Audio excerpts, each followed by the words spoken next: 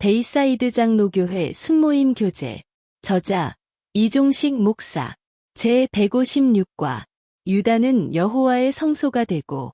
시편 114편 1절에서 8절까지 말씀입니다. 이스라엘이 애굽에서 나오며 야곱의 집안이 언어가 다른 민족에게서 나올 때에 유다는 여호와의 성소가 되고 이스라엘은 그의 영토가 되었도다. 바다가 보고 도망하며 유다는 물러갔으니 산들은 수상들같이 뛰놀며 작은 산들은 어린 양들같이 뛰었도다. 바다야, 내가 도망함은 어찌함이며 요단아, 내가 물러감은 어찌함인가. 너희 산들아, 수상들같이 뛰놀며 작은 산들아, 어린 양들같이 뛰놀면 어찌함인가.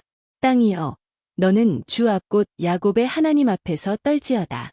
그가 반석을 쳐서 못물이 되게 하시며 차돌로 샘물이 되게 하셨도다. 아멘.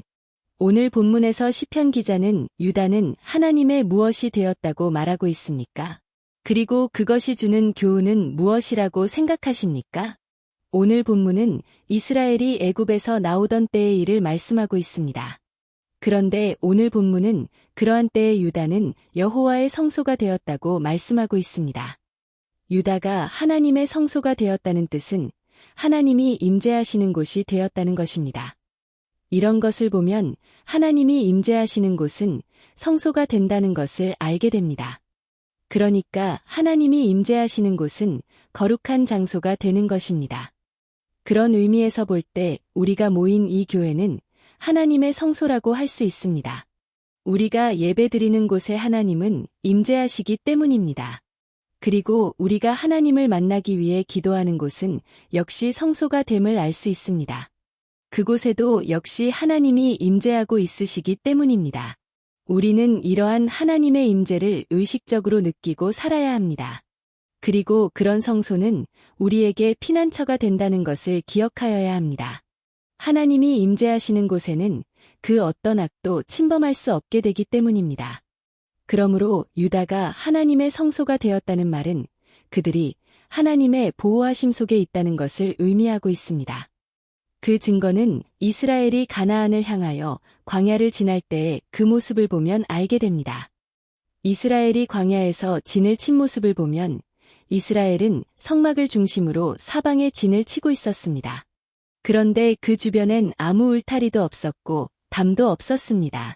정말 누군가 공격하면 쉽게 정복할 수 있는 것처럼 보였습니다. 그러나 아무도 이스라엘을 공격하지 못했습니다. 그 이유는 하나님이 적들로 이스라엘 백성을 두렵게 여기게 하셨기 때문입니다. 이런 것을 보면 하나님이 임재하시는 곳에는 보호하심이 있음을 알게 됩니다. 그러므로 우리는 언제나 하나님의 보호를 받기 위하여 주님 안에 거하여야 합니다. 그렇게 하려면 수시로 기도하며 살아야 하고 예배드리며 살아야 합니다. 그렇게 되면 우리의 삶엔 하나님이 임재하시고 우리를 보호하시는 역사가 일어납니다. 이제 본문 3절부터는 하나님이 함께 하실 때에 일어나는 일을 우리에게 말씀해주고 있습니다. 3절은 다음과 같이 말씀하고 있습니다. 바다가 보고 도망하며 요단은 물러갔으니. 이 말씀은 하나님이 함께 하심에 홍해가 갈라지고 요단강이 갈라진 역사적 사실을 말하고 있습니다. 그리고 이 사건은 우리에게 이러한 일을 일으키신 하나님은 지금도 우리가 믿을 때에 무엇이든지 해결해 가시고 길을 열어가시는 분이라는 것을 가르치고 있습니다. 그 증거로 4절과 8절 말씀은 하나님이 유다와 함께 하심으로 일어난 일을 다음과 같이 계속 말씀하고 있습니다. 4절 말씀입니다.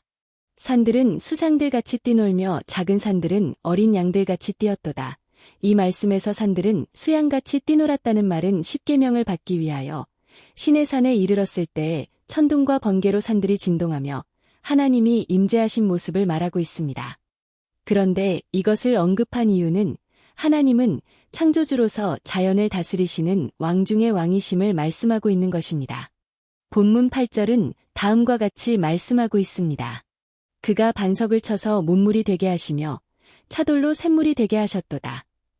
이 말씀은 이스라엘이 광야를 통과할 때에 물이 없어 고생할 때 하나님이 반석을 쳐서 물을 내게 하셨다는 말입니다.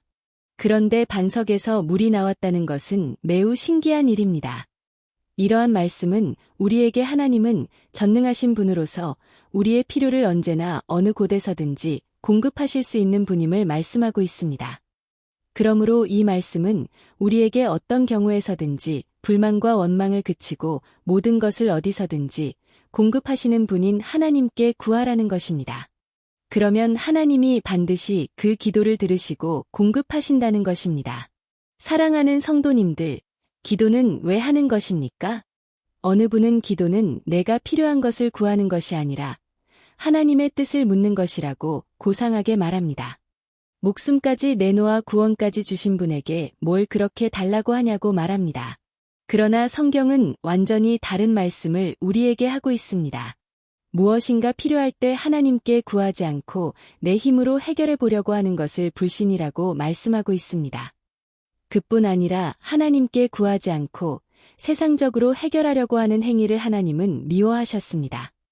그러므로 우리는 항상 기도를 열심히 하여 어느 곳에서든지 하나님을 체험하는 우리가 되기를 주님의 이름으로 축원합니다.